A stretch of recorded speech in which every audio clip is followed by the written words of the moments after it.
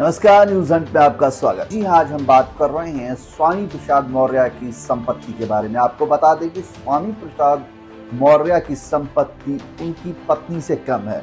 आपको बता दें कि स्वामी प्रसाद मौर्य के पास लगभग 4 करोड़ की संपत्ति है, तो वहीं उनकी पत्नी के पास 5 करोड़ की संपत्ति है।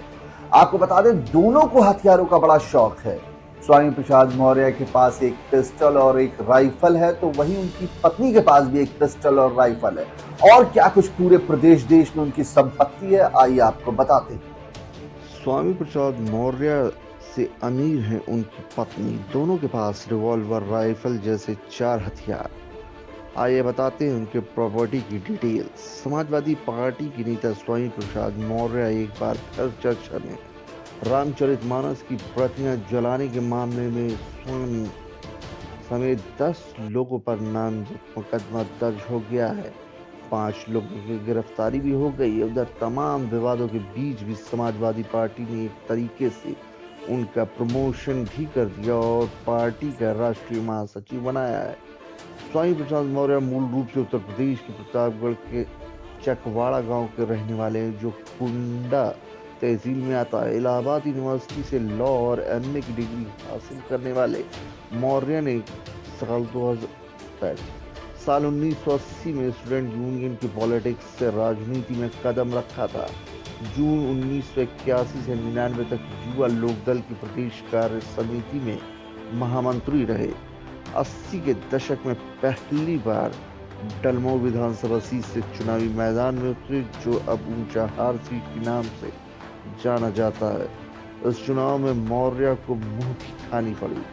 स्वामी प्रसाद मौर्य साल 1991 से 95 तक जनता दल में रहे। साल 1993 में मायावती जब पहली बार उत्तर प्रदेश की सीएम बनी, तो मौर्य बसपा में शामिल हो गए और साल 1996 में डलमऊ सीट से पहली बार विधायक बने। 2002 में फिर इसी सीट से जीते और मायावती सरकार में मंत्री बने। बहुजन समाज पार्टी में स्वामी प्रसाद मौर्य की ताकत बढ़ती गई और एक तरीके से मायावती के बाद नंबर 2 की स्थिति में आ गए। साल 2007 में उन्हें हार का सामना करना पड़ा। इसके बावजूद मायावती ने मौर्य को कैबिनेट मंत्री बनाया। 2019 में कुशीनगर की पडरौना सीट पर उपचुनाव में फिर जीते और अब तक लगातार 3 बार इसी सीट से जीत चुके हैं। साल 2016 में मायावती से खटपट के बाद स्वामी प्रसाद मौर्य ने बसपा को विदा कह दिया और भाजपा में शामिल हो गए। योगी सरकार में कैबिनेट मंत्री भी बने। हालांकि 2022 चुनाव से ठीक पहले बीजेपी का साथ छोड़ दिया और सपा का दामन थाम लिया। स्वामी प्रसाद मौर्य 4 करोड़ रुपए से ज्यादा की प्रॉपर्टी के मालिक हैं।